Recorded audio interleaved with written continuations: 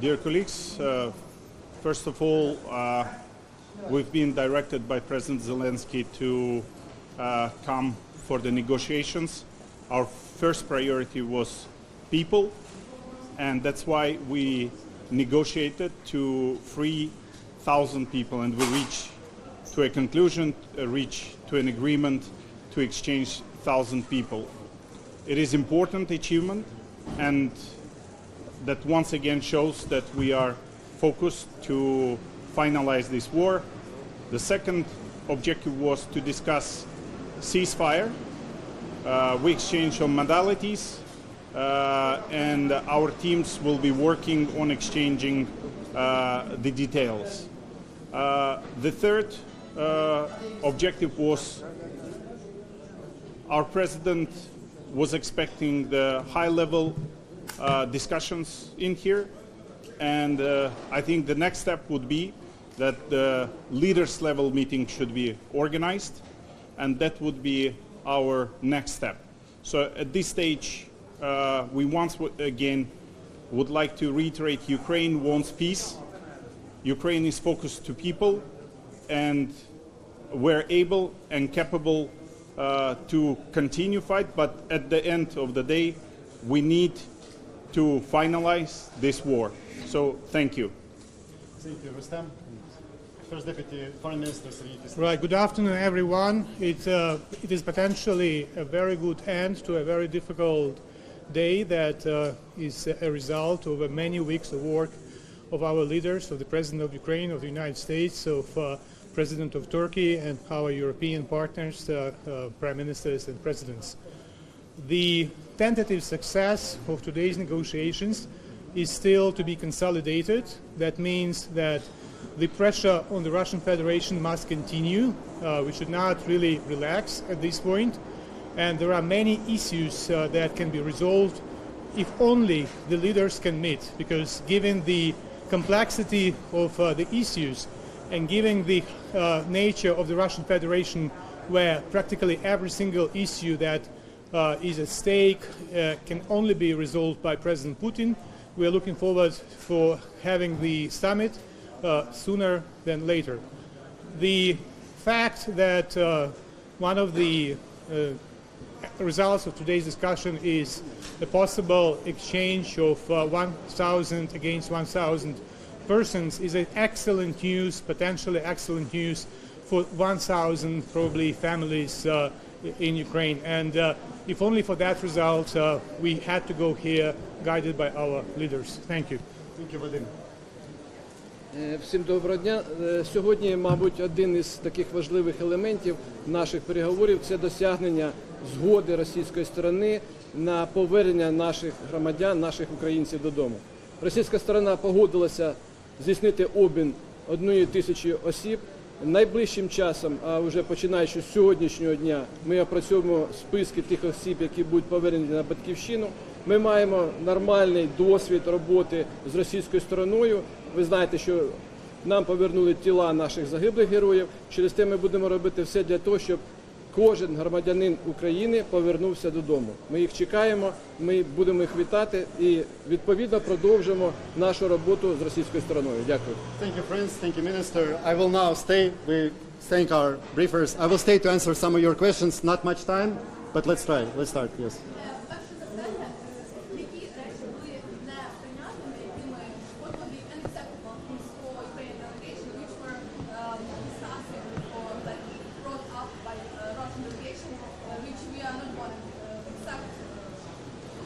So, yes, of course, the Russian delegation has voiced a number of things which we deem unacceptable. We have a long experience of all kinds of talks with the Russians. Believe me, since 2014 there were many rounds. So I would say that the Ukrainian delegation knows well how to handle all of the things that might be voiced from that side. And the Ukrainian delegation handled it in a calm manner, basically outlining our principal position and still staying with our line. So yes, yes. Yeah.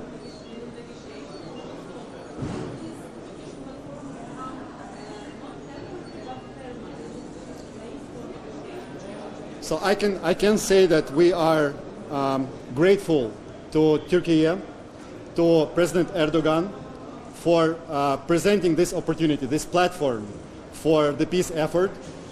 We value Turkish engagement and role as a facilitator, as a very serious force in this world that can really help bring an end to the war. So we are most grateful.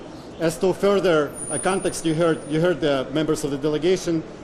They will be considered later.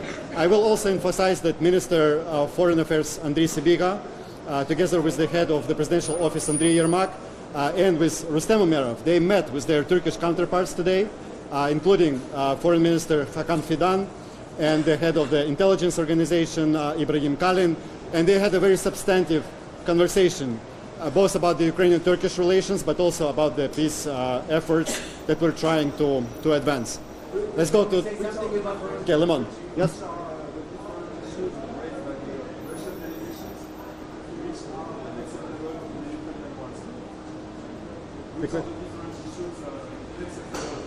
Yeah, again, I can reiterate. There were a number of issues. Look, I will leave it to history because still, these are negotiations. It's not for me here to officially talk about the content to this extent that you want. I can again reiterate the general mood and the outcome and the outline of this conversation. That yes, there were number of things that, of course, were unacceptable, but again, the Ukrainian delegation took it with a very calm posture, understanding that this is something that Russians usually voice, and we were keeping to our line. This is very important. Can I follow up with Negotiations of Americans and Ukrainians here? Negotiations of Americans and Ukrainians. So the day before, I think it was yesterday. Yes. Sorry, I mixed the Wait, I'm answering the previous question. Look, I understand your impatience, but people, just did it. So there were Ukrainian-American contacts here, at least 3 of them. Meeting between Minister Sybiga, Secretary Rubio, and Special Representative Kellogg in Antalya.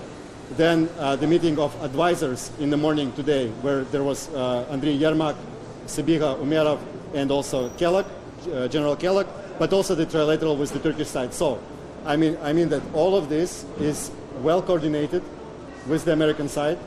We are in a good contact with them. We exchange views, we exchange positions, and we coordinate with the American side. And as far as I understand, the American side was already briefed by the Ukrainian side on the outcomes of the talks. Let's go briefly here. Які конкретні пропозиції / вимоги пред'являла російська сторона? Я вже відповідав тільки що, я не можу розкривати зміст переговорів, це просто некоректно. Я ще раз можу повторити українською мовою тепер, що дійсно лунали низки вимог, які ми вважаємо неприйнятними. Ми до цього готувалися, українська делегація знала, що так буде, тому тримала дуже спокійний тон і спокійно захищала свою лінію, пояснювала, висловлювала свою позицію. І ми вважаємо, що українська делегація зробила це достатньо ефективно і результативно.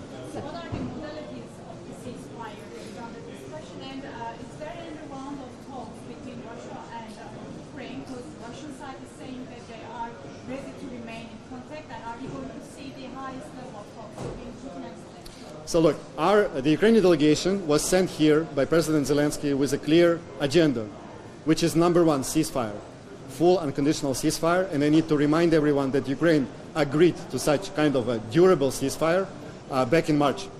We haven't received Russian yes on this basic point, so this was the priority issue for the Ukrainian delegation.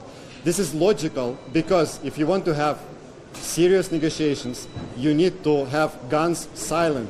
This is logical, and all the peace, you are covering all the conflicts in the world, you all know that this is how it works. You first make guns silent and then you talk. So this was the point number 1.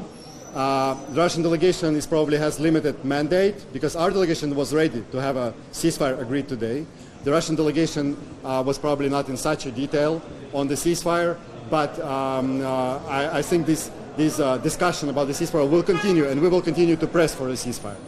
As Foreign Deputy Minister Sergei Kislitsa said, there needs to be more pressure. We believe that as this process evolves, we need to see more pressure on Moscow to make them more willing to actually make some steps to advance serious peace process. And the second one item of the agenda is, of course, the leaders' meeting, because even the ceasefire, even things like this, in Russia, only one person takes decisions. We all understand this. This is Putin. And of course, you need him to decide on the ceasefire and other big issues. That's why President Zelensky said openly that he is ready for a direct negotiation with Putin. Putin did not show up here, but this issue was still discussed, because we understand that if we want to make progress, we need to have this meeting of leaders, including on the ceasefire. I'm answering the last one and I will go. There. Yes. I just answered this. We are working. We're pressing for this, but we will see. It depends on the Russians. You need to ask the Russians about it.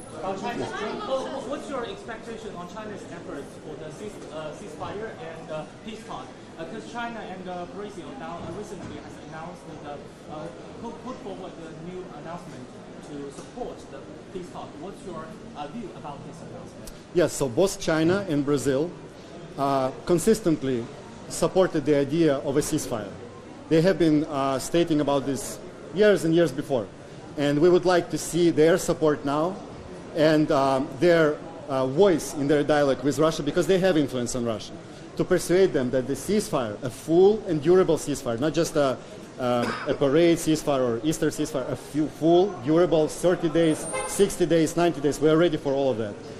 So we would like them to use their authoritative voice in their dialogue with Russia and persuade Russia. This is something that you need to start with, the peace process. Yes?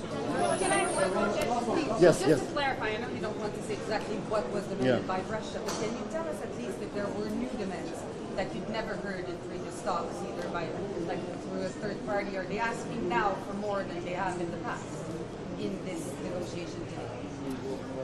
It's hard to tell, actually. I guess yes, but you would need to look at the exact. You need to compare. You need to put it together into lists, and then you will be able to compare. Because it's my feeling is that yes, it went even beyond what was previously was.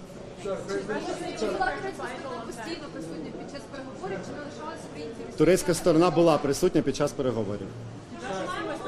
Yeah.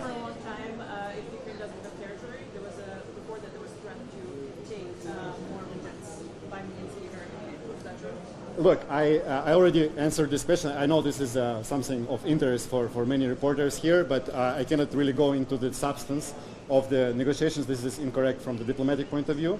I can say that, yes, there were a number of demands on the Russian side, which were, in our view, unacceptable. The Ukrainian delegation handled it calmly, basically stating our line and our principled positions, and then bringing the discussion back to the points that are achievable, doable, and again, if we manage to agree on 1,000 for 1,000 exchange, we think this was already worth it, because we will make 1,000 Ukrainian families, in our view, we'll make them happy.